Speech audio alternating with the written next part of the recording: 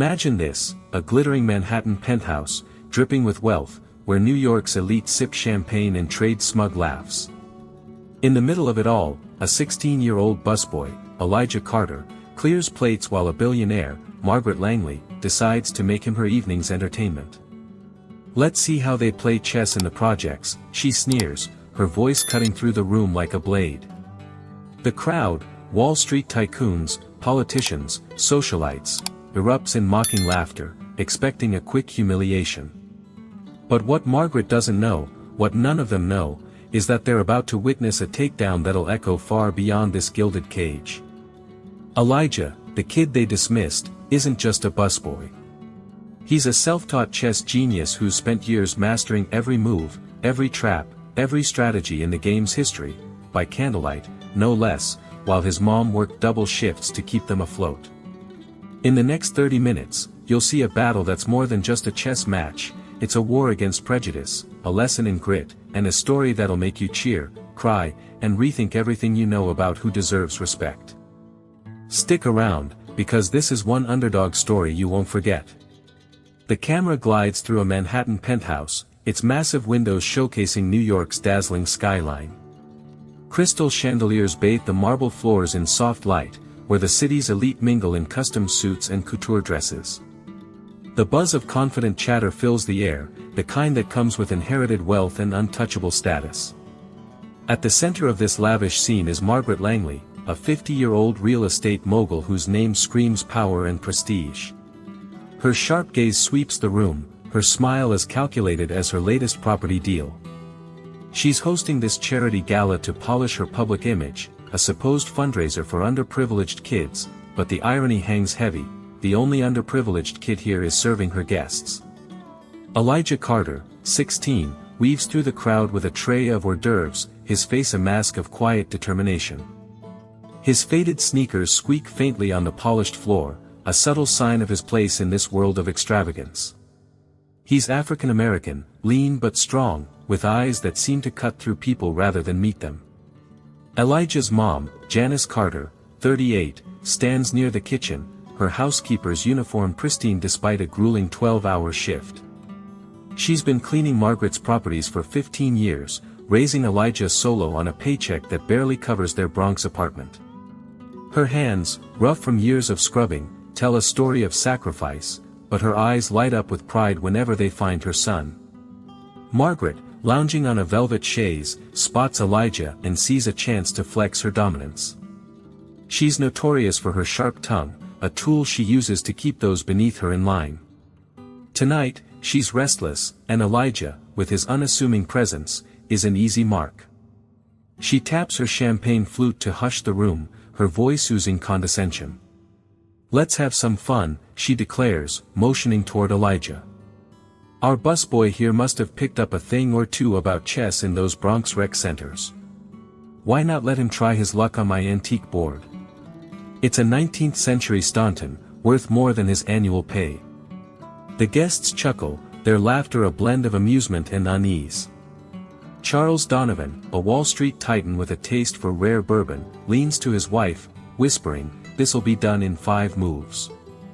Senator Laura Bennett, a savvy politician with a knack for reading the room, shifts uncomfortably, sensing the venom in Margaret's charm. Janice, posted by the kitchen door, feels her gut twist. She's weathered Margaret's jabs for years, but seeing her son turned into a spectacle stings deeper. She grips the edge of a serving cart, her knuckles paling, silently urging Elijah to hold his ground. Elijah sets his tray down, his movements steady. He doesn't shrink under the room's scrutiny, but there's a glint in his eyes, a hint of something fierce. He's not just a busboy, not tonight. He's a kid who's spent half his life preparing for moments like this, though he never pictured they'd unfold in a penthouse among people who view him as invisible. As he steps toward the chessboard, the weight of every guest's stare bears down, but so does the weight of his mom's hopes, his own ambitions, and a resolve hardened by years of being overlooked. The stage is set, and the real showdown is about to start. The room pulses with a cruel energy as Margaret Langley leans forward, her diamond-encrusted bracelet glinting under the chandelier's glow. She's in her element now, orchestrating the scene with the precision of a conductor, her charity gala transformed into a stage for her own amusement. Elijah Carter stands by the antique chessboard, its polished wood and ivory pieces a stark contrast to his worn uniform. The guests, a who's who of Manhattan's power brokers, settle into their roles as spectators, their murmurs laced with anticipation. Margaret's voice cuts through the din, sharp and deliberate. "Come on, Elijah, don't be shy," she coos, her tone dripping with mockery. "Show us what you've learned in those rec centers. I'll even go easy on you, 5 minutes, and I'll have you back to clearing plates." The room erupts in laughter, a wave of condescension that ripples from the front row to the back. Charles Donovan, the Wall Street tycoon, sloshes his bourbon as he elbows his wife, his voice loud enough for all to hear. "Bet he doesn't even know a pawn from a bishop. This'll be quicker than my last board meeting." His wife, draped in a silk gown, giggles behind her hand, her eyes darting to Elijah with a mix of pity and amusement. Other guests join in, their comments piling on like stones. A tech CEO in a bespoke suit quips, maybe he's seen a chess app on his mom's phone. The jabs grow bolder, fueled by the safety of their shared privilege, each one a reminder of the invisible line separating them from the help. Senator Laura Bennett, seated near a towering floral arrangement, frowns slightly, her political instincts flaring. She leans toward her aide, whispering, "This is crossing a line." Margaret's playing with fire. But her voice is drowned out by the crowd's glee, and she hesitates, unwilling to disrupt the spectacle just yet. Janice Carter, stationed by the kitchen door, feels each word like a physical blow.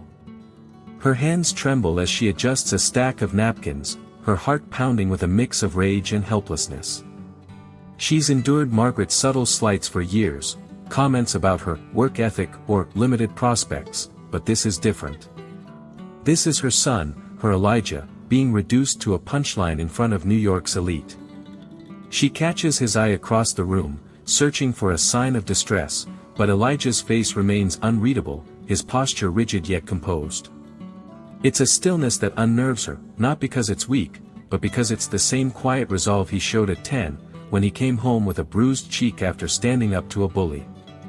She wants to rush to him, to pull him away from this viper's nest, but she knows he won't run. Not now, not ever. Margaret, sensing the room's energy, ups the ante. She rises from her chaise, her silk dress rustling, and strides to the chessboard, her heels clicking ominously. "Let's make this interesting," she declares, her eyes glinting with malice. "If our young friend here lasts 10 moves, 10 whole moves, I'll donate $10,000 to whatever charity his mother picks. Maybe a literacy program?" The implication lands like a slap, that Elijah, and by extension Janice, are uneducated, unworthy. The guests roar with approval, their laughter now tinged with a darker edge, as if they're betting on a gladiator fight. Charles claps, shouting, "Generous, Margaret. But I'd wager he's out in 3. The crowd's enthusiasm masks a growing unease, a faint recognition that this game is no longer just a game. Elijah, still silent, steps closer to the board. His fingers hover over the pieces, not touching them yet, as if he's mapping out a battlefield only he can see. The guests mistake his pause for fear, but Janice knows better. She's seen that look before, when he'd spend hours hunched over a library book, deciphering grandmaster strategies, or when he'd walk home in the rain rather than miss a chess club meeting. It's the look of someone who's been underestimated his whole life and has learned to turn that dismissal into fuel. Senator Bennett, watching closely, notices the shift in his demeanor. "He's not scared," she murmurs to her aide, her voice low. "He's calculating." Her words go unheard as Margaret takes her seat opposite Elijah, her smile a mask of false benevolence. "Your move, dear," she says, her voice honeyed but lethal. "Let's see what you've got." The tension in the room thickens, a storm gathering strength. Every guest leans forward, their earlier mockery giving way to a strange curiosity. They expect a quick defeat, a reaffirmation of their superiority, but there's something in Elijah's stillness that plants a seed of doubt. Janice holds her breath, her nails digging into her palms. She knows her son is no stranger to battles, but this one feels different, bigger, more public, with stakes that go beyond the board. As Elijah reaches for his first piece, the room seems to hold its collective breath, unaware that they're about to witness the opening move in a reckoning that will shake their world to its core. The scene shifts, the opulent Manhattan penthouse fading into a grainy, dimly lit memory. It's a cramped apartment in the Bronx, 8 years ago, where a young Elijah Carter, barely 8 years old, sits cross-legged on a threadbare rug. The room is sparse, a sagging couch, a wobbly table, and a single bulb flickering overhead. Outside, the wail of sirens and the hum of city life seep through a cracked window, but Elijah is oblivious, his small hands clutching a tattered book he found in a library trash bin. Its cover is faded, but the title is still legible, Chess Fundamentals by José Capablanca. His eyes, wide with curiosity, dart across the pages, tracing diagrams of pawn structures and knight maneuvers. This moment, this dog-eared book, is the spark that will ignite a fire no one in that penthouse could ever imagine. Janice Carter, then just 30, shuffles into the room, her housekeeper's uniform rumpled after a double shift cleaning Margaret Langley's downtown offices. Her face is etched with exhaustion, her shoulders slumped from carrying the weight of a life that never seems to ease.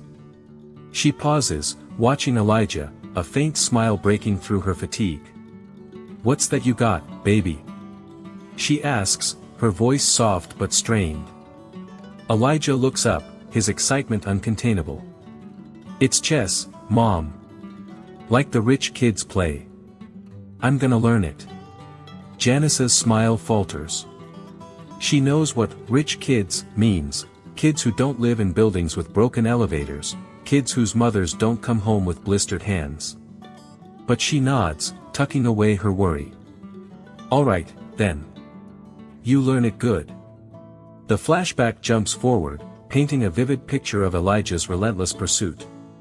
At 9, he's trudging 4 miles to the public library, his backpack heavy with borrowed chess books, works by Garry Kasparov, Bobby Fischer, and Magnus Carlsen. The library, a crumbling brick building with flickering fluorescent lights, becomes his sanctuary. He huddles in a corner, scribbling notes on scrap paper, memorizing opening sequences like the Ruy Lopez and the Queen's Gambit. The librarians, charmed by his quiet intensity, slip him extra time on the ancient computers, where he watches grainy YouTube videos of historic matches. One night, he stays past closing, lost in a 1984 Kasparov-Karpov game, until a janitor gently nudges him out. "Kid, you're gonna be something," the man says. Elijah just nods, his mind still on the board. Life at home is a constant battle. The flashback shows Janice juggling bills, her fingers trembling as she counts out change for groceries. Power outages are frequent, and Elijah learns to study by candlelight, the flame casting shadows over his makeshift chessboard, a piece of cardboard with squares drawn in marker. He carves pieces from bottle caps and wood scraps, each one labeled with a shaky K for king or Q for queen. When Janice catches him at 2 a.m., hunched over this board, she wants to scold him, to send him to bed, but she sees the fire in his eyes. "Why do you push so hard, Elijah?" she asks, her voice breaking. He looks up, his small face serious. "Because one day, Mom, I'm gonna show them we're not invisible." By 12, Elijah is a phantom in local chess circles.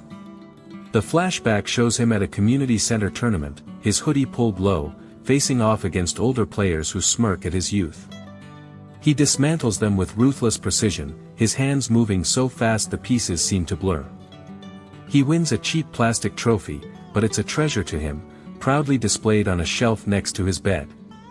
Janice, watching from the back, wipes tears from her eyes, knowing every victory is a defiance of the world that tries to box them in. She starts slipping him her bus fare, pretending she forgot to use it, so he can travel to more tournaments. Elijah notices but says nothing, his gratitude silent but fierce. The montage intensifies, showing Elijah at 14, now a master of strategy.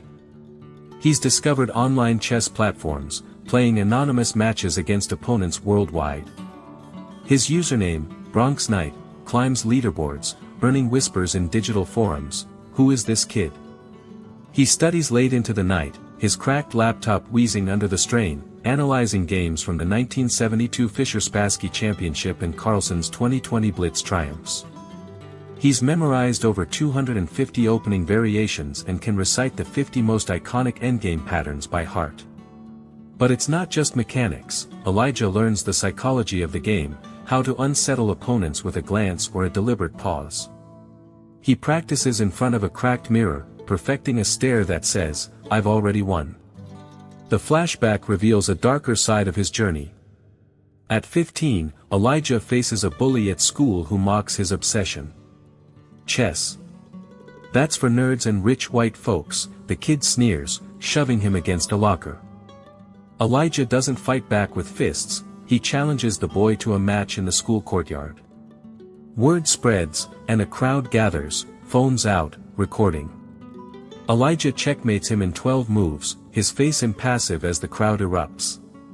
The video spreads online, a fleeting viral blip, but it's enough to make Elijah realize his talent can shift perceptions, even if just for a moment. He starts dreaming bigger, not just of winning games, but of rewriting the rules of who gets to sit at the table. Back in the present, the flashback fades, but its weight lingers. Elijah, now 16, stands before Margaret's chessboard, the Manhattan elite watching with smug certainty. They see a busboy, a kid from the wrong side of the city, but they don't see the years of sacrifice, the nights of hunger, the miles walked, the battles won in silence. Janice, still by the kitchen, feels her heart race. She knows what's coming, not because Elijah has bragged, he never does, but because she's seen the boy who turned scraps into strategy, who turned dismissal into drive. The guests lean in, expecting a quick rout, but Elijah's hand hovers over the board, steady and sure. He's not just playing chess tonight, he's carrying every moment that brought him here, every sacrifice his mother made, every door slammed in their faces. The room is a powder keg, and Elijah is about to light the fuse. The Manhattan penthouse hums with a charged silence as Elijah Carter takes his seat across from Margaret Langley at the antique chessboard. The Staunton pieces gleam under the chandelier's light, each one a silent witness to the battle about to unfold. Margaret, her posture regal, adjusts her silk scarf with a practiced flick, her confidence unshaken despite the faint unease rippling through the room. She's played chess since her Yale days, schooled by private tutors and polished in exclusive clubs, and she's certain this busboy from the Bronx will crumble under her practiced moves.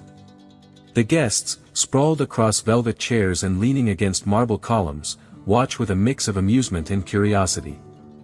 Their earlier mockery has softened, replaced by a grudging interest in how long Elijah can last.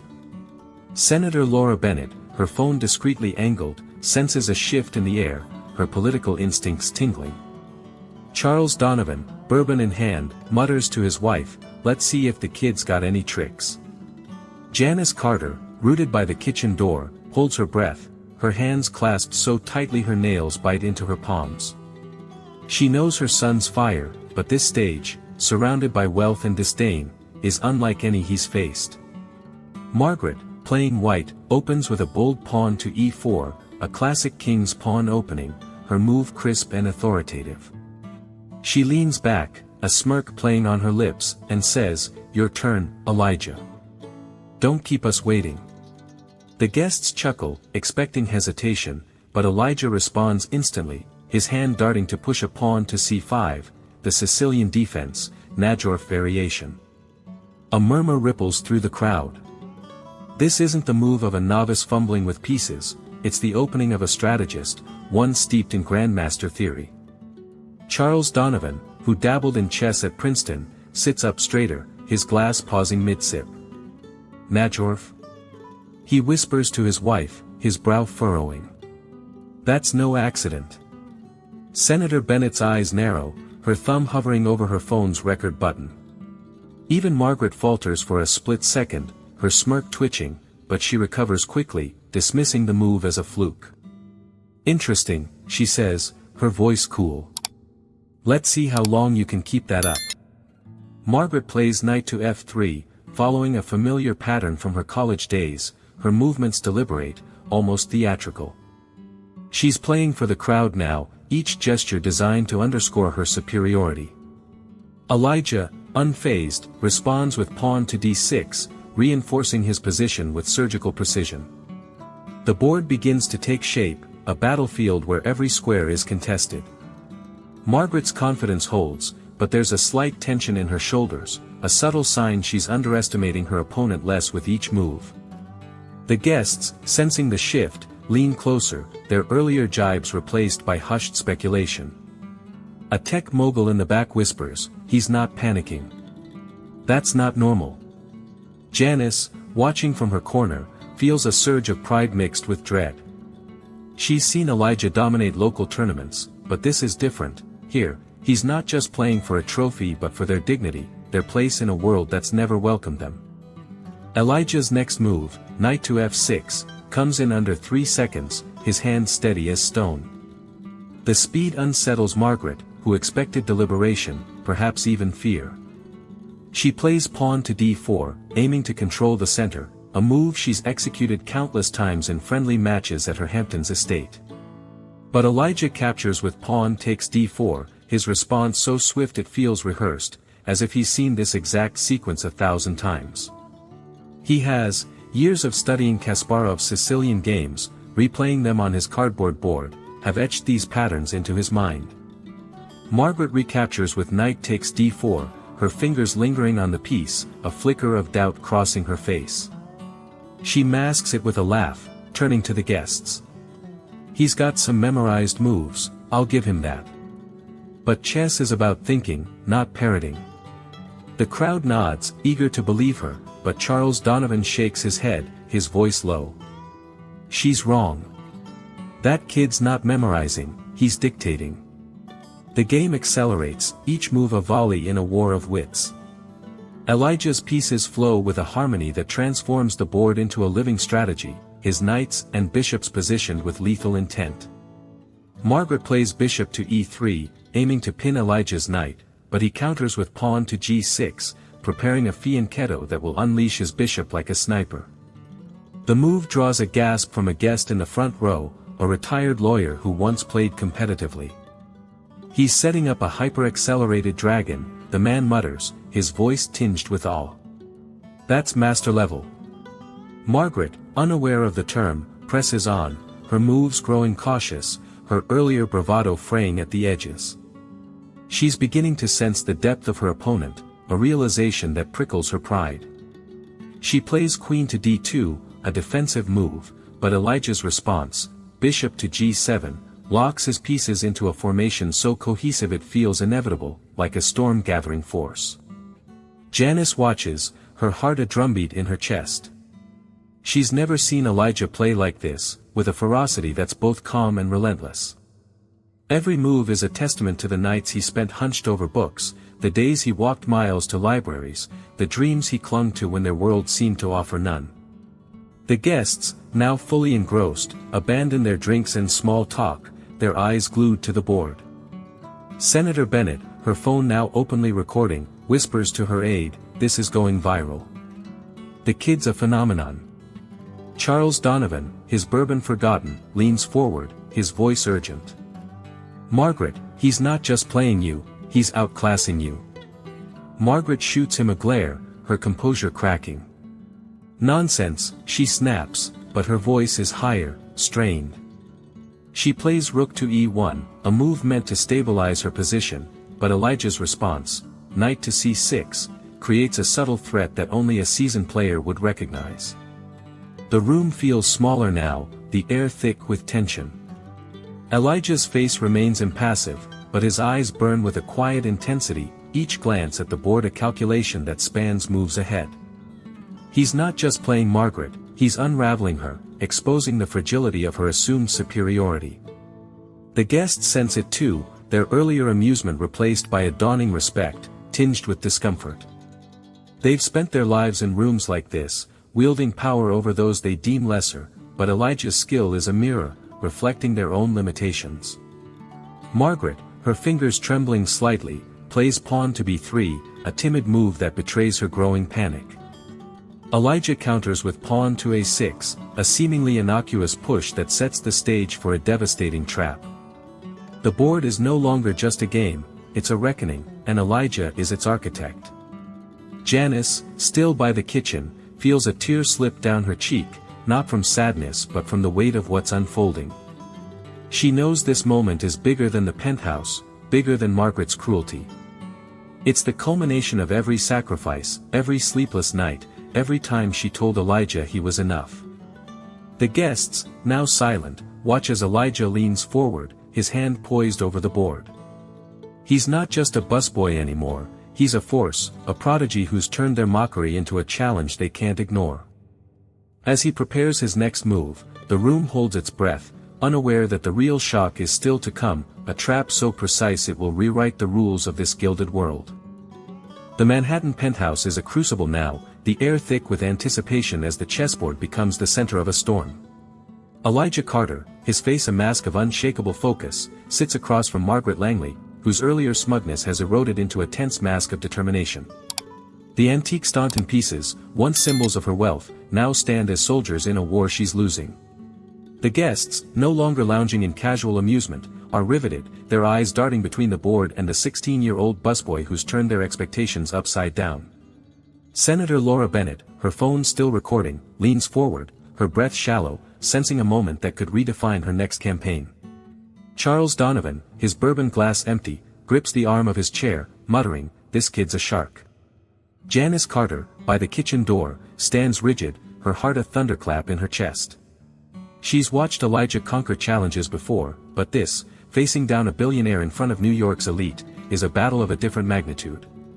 On move 14, Elijah makes a daring sacrifice, sliding his bishop to c4 with a quiet confidence that sends a ripple through the room. It's a bold, seemingly reckless move, offering Margaret a chance to capture a key piece. She seizes it, her knight snapping up the bishop with a triumphant flourish, her voice sharp with renewed bravado. "Getting sloppy, are we?"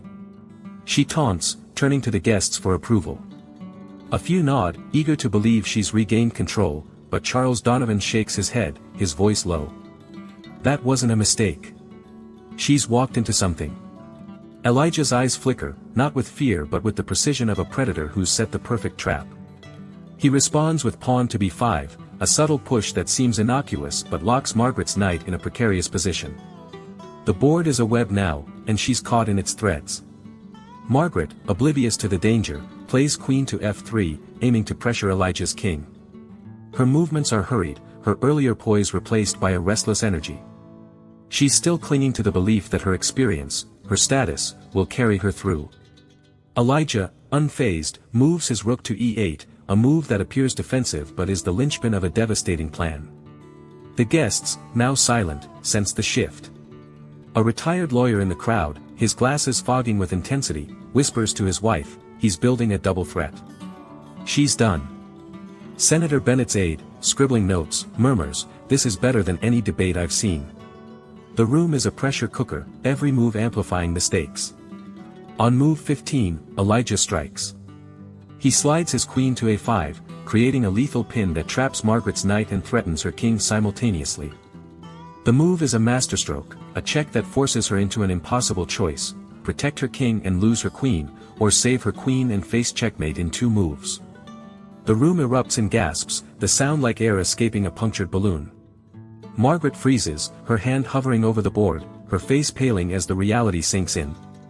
She scans the pieces, searching for an escape, but Elijah's trap is airtight, calculated 6 moves ago in the quiet of his mind.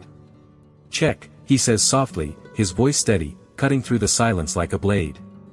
The word lands with the weight of every insult, every dismissal he's endured, and Janice feels a sob catch in her throat, pride and relief colliding. Margaret's composure shatters.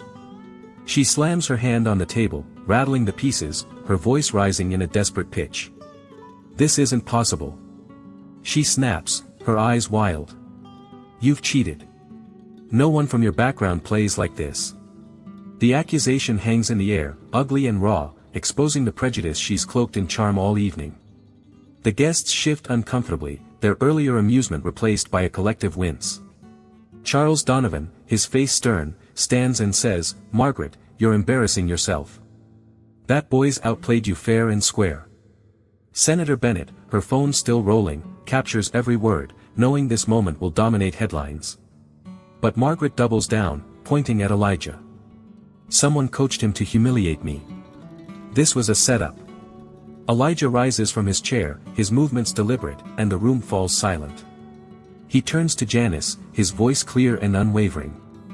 Mom, you told me once that no one can take away what we've earned. This is for every night you came home too tired to eat, every dream you put aside for me. His words are a beacon, illuminating the sacrifices that brought him here. Janice's eyes glisten, her hands unclenching for the first time all night. She steps forward, no longer the invisible housekeeper, her voice steady despite the tremor in her chest. My son didn't need a coach, Margaret. He had hunger, heart, and a mind you'll never understand. You invited him to play, but you're the one who's lost. The confrontation is electric, a clash of worlds that leaves the guest stunned. A tech CEO in the back drops his glass, the shatter barely noticed in the charged atmosphere. Senator Bennett, her political instincts in overdrive, whispers to her aide, this is history unfolding. Elijah turns back to Margaret, his gaze unflinching. I didn't come here to humiliate you, he says, his tone calm but piercing. I came to play chess. But you made this about who I am, where I'm from. That's on you. His words strip away the veneer of the gala, exposing the raw truth. Margaret's defeat isn't just on the board, it's a reckoning for her arrogance, her belief that wealth and status trump talent. Margaret, her face flushed with rage and humiliation, stammers, this is absurd. I won't be mocked in my own home. But her voice lacks conviction, drowned out by the weight of Elijah's presence. The guests, once her allies, now watch with a mix of fascination and disapproval. A society matron in the front row, who earlier laughed at Elijah's expense, looks away, her cheeks burning. Charles Donovan steps closer to the board, his voice firm. Margaret, sit down. You challenged him, and he answered. Take the loss. His words are a rare rebuke from her own circle, a sign that the tide has turned. Janice, emboldened, steps beside Elijah, her apron discarded on a nearby table. You thought you could use my son to make yourself look bigger, she says, her voice rising with a strength forged in years of quiet endurance. But all you've done is show the world how small you are. The room is a tableau of shock, the guests frozen as the housekeeper they've ignored for years claims her place. Elijah places a hand on her shoulder, a silent acknowledgement of their shared fight. He turns back to the board, his queen still poised in its deadly position, and says, Your move, Ms. Langley. The challenge is clear, face the consequences or concede. Margaret, cornered by her own hubris, stares at the board, her hands shaking, as the reality of her defeat sinks in. The penthouse, once her kingdom, is now a stage for a truth she can't escape. Elijah Carter, the busboy she scorned, has rewritten the rules of her world. The Manhattan penthouse, once alive with the clink of champagne glasses, now sits in stunned silence, the chessboard a silent testament to Elijah Carter's triumph.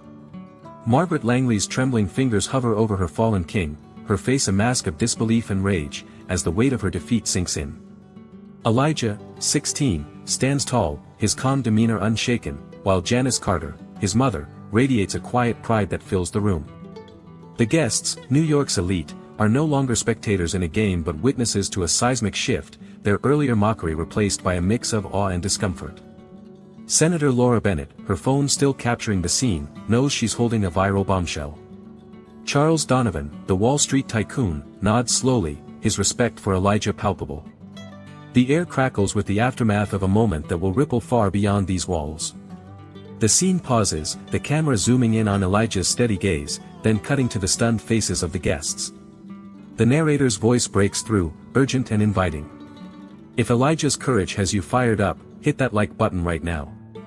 Drop a comment below, when did you prove someone wrong who underestimated you? This story's just getting started, and we need you to help spread it. Share this video with someone who needs to see what real talent looks like. The screen flashes with text overlays, like, comment, share. As upbeat music swells, urging viewers to join the moment. The narration resumes, promising more, pulling the audience back into the story. The penthouse fades, replaced by a montage of social media screens lighting up across the globe. Senator Bennett's video, posted with the caption, "A prodigy shames prejudice," explodes online, racking up 7 million views in 48 hours. Headlines scream across newsfeeds, "Bronx teen crushes billionaire in chess showdown." And, "Busboy's genius shocks NYC elite." Comment sections overflow with praise for Elijah, "This kid's a legend." And scorn for Margaret, "She got what she deserved." The viral wave crashes over Manhattan's high society, and Margaret finds herself at its epicenter, her carefully curated image unraveling. Her charity board, pressured by public outcry, votes unanimously to remove her as chair. Invitations to galas and golf clubs dry up, her name whispered not in admiration but in disdain. A grainy photo of her mid-rant, face contorted, becomes a meme, captioned, "When privilege meets reality." Margaret, holed up in her penthouse, scrolls through the vitriol, her hands shaking, her empire of influence crumbling under the weight of her own hubris. Meanwhile, Elijah's life transforms overnight. The video catches the eye of Columbia University's admissions dean, who reaches out through Senator Bennett. Within a week, Elijah is offered a full scholarship to study computer science, his dream since he first fixed his mother's broken laptop at 12. The offer comes with a personal note, "Your mind belongs here." Janice, reading it over his shoulder in their Bronx apartment, pulls him into a hug, her tears soaking his shirt. "You did this, baby," she whispers. "You and that big brain of yours." Elijah, still processing, feels the weight of a future he once thought impossible. Local news crews camp outside their building, eager for interviews, but Elijah remains grounded, his focus on the next step, not the spotlight. Senator Bennett, seizing the moment, invites him to speak at a youth empowerment conference, where he's greeted with a standing ovation before he even opens his mouth. The crowd, diverse and energized, sees in him a symbol of what's possible when talent defies barriers. Margaret's fall is relentless. A former ally, the tech CEO who once laughed at Elijah, pens an op-ed in the New York Times, calling her actions a wake-up call for the elite. Charles Donovan, her longtime friend, declines her calls, his wife confiding to a mutual friend, "Margaret crossed a line. We can't defend that." Alone in her penthouse, Margaret stares at the chessboard, still set up from that night, as if replaying the moves could undo her humiliation. She's not just lost a game, she's lost the narrative, her power exposed as fragile in the face of undeniable truth. The world, once her playground, now judges her not for her wealth but for her character, and it finds her wanting. The narrative shifts to a brighter horizon, the camera following Elijah as he steps into a new role, changemaker. Inspired by his own journey, he launches Checkmate Futures, a free online chess platform for kids in underserved communities. Working with a team of volunteer coders, friends he met through online chess forums, Elijah builds an app that pairs young players with mentors from top universities. Within 6 months, 3,000 kids across the US are learning not just chess but critical thinking, resilience, and confidence. The camera captures a 10-year-old girl in Chicago, her face lighting up as she wins her first match, and a boy in Detroit, his eyes wide as Elijah himself joins a Zoom call to offer tips. Chess isn't just a game, Elijah tells them, his voice steady. It's a way to show the world who you are. Elijah's mission gains traction, earning him an invitation to a TEDx event in Brooklyn. On stage, under bright lights, he shares his story, his words raw and powerful. "I learned chess in a room with no heat, on a board I made from trash. But every move taught me something, no one gets to decide your value but you." The audience rises, their applause deafening, as clips of his speech trend on social media, amassing millions of views. Back home, Janice watches the live stream, her smile wide, her hands no longer calloused but steady as she types a comment, "That's my boy." Elijah's platform grows, securing a grant from a tech giant, allowing him to expand to 10,000 users by year's end. He's no longer just a prodigy, he's a beacon, proving that opportunity, when given a chance, can rewrite destinies. The scene closes with Elijah in a quiet moment, sitting in his new dorm at Columbia, a chessboard on his desk. He moves a knight, not in competition but in reflection, his mind already plotting the next phase of his mission. The camera lingers on his face, a young man who turned a single night into a movement, his eyes alight with the same fire that burned in that penthouse. The world is watching now, and Elijah is ready to lead. The story of Elijah Carter's triumph in the Manhattan penthouse has rippled far beyond that fateful night, reshaping lives and challenging the foundations of privilege. The camera now shifts to a vibrant new chapter, where the echoes of that chessboard resonate in classrooms, community centers, and hearts across the nation. Elijah, now 17, is no longer just a prodigy who humbled a billionaire, he's a catalyst for change, his story a beacon for those who've been told their dreams don't belong. Janice Carter, his steadfast mother, has stepped into a role she never imagined, while Margaret Langley's world continues to unravel, a stark reminder of the cost of arrogance. The stakes are higher now, not just for Elijah but for everyone touched by his journey, as the narrative builds to a powerful close that demands reflection and action.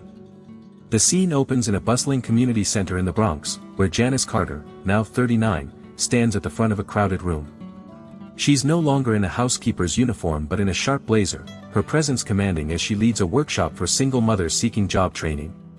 Her program, Rise Up, funded by a local nonprofit inspired by Elijah's viral story, has already empowered 50 women with skills in coding, healthcare, and entrepreneurship. The camera pans across the room, capturing determined faces, women like Janice once was, fighting for a better future. One participant, a young mother clutching a notebook, whispers to her neighbor, "If Janice can do it, so can we." Janice shares her story, her voice steady but thick with emotion. "I spent years feeling invisible, but my son showed me we're anything but. You don't need money or status to change your life, just courage." The women applaud, their cheers a testament to her transformation from a silent servant to a community leader. Across town, Elijah sits in a Columbia University lecture hall, his laptop open to a new feature for Checkmate Futures. The app, now serving 15,000 kids, has added virtual reality chess lessons, making the game accessible to students in rural areas. He reflects on his journey, his voice introspective as he speaks to a classmate. "Chess was my way out, but it's more than moves on a board. It's about knowing no one can define you, not a billionaire, not a system, not even your own doubts." His words carry the weight of every obstacle he's overcome, from candlelit study sessions to that night in the penthouse. The camera lingers on a framed photo on his desk, him and Janice at his scholarship ceremony, her smile radiant, his eyes bright with purpose. The life lesson crystallizes as the narrator steps in, voice warm yet urgent. Elijah's story teaches us that your worth isn't tied to where you start, it's in what you do with what you've got. Don't let anyone's biases box you in. Take one bold step today, learn something new, support someone overlooked, or chase a goal others say is out of reach. Your move matters.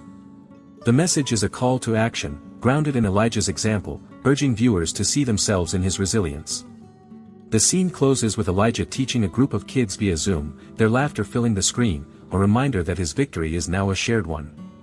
The screen bursts into a montage of Elijah's journey, his steady hand moving a night in the penthouse, Janice's proud tears, kids across the country playing chess on tablets, and Elijah speaking at TEDx, his words echoing, "No one gets to decide your value but you." The music swells, a triumphant orchestral crescendo, as the narrator's voice rises with passion. Elijah turned a billionaire's cruelty into a movement for change. Let's keep that fire alive. Subscribe now for more stories of unstoppable spirits who defy the odds. Share this video with someone who needs to know their dreams are possible, do it today. Text overlays flash, subscribe. Share. Join the movement. As the screen pulses with energy, drawing viewers into the call. The narrator teases the future, voice brimming with excitement. Next Tuesday, meet a young scientist who turned a garage experiment into a global breakthrough. You won't believe what she's building, don't miss it. The teaser cuts to a glimpse of a lab, sparks flying, and a determined face, just enough to hook curiosity. The final shot returns to Elijah, standing on Columbia's campus, the New York skyline behind him. He looks at the camera, his smile quiet but fierce, a young man who's rewritten his story and inspired countless others to do the same. The screen fades to black, with a final text, "Your move. Make it count." The narrative closes with a sense of urgency and possibility, leaving viewers energized and connected to a larger purpose.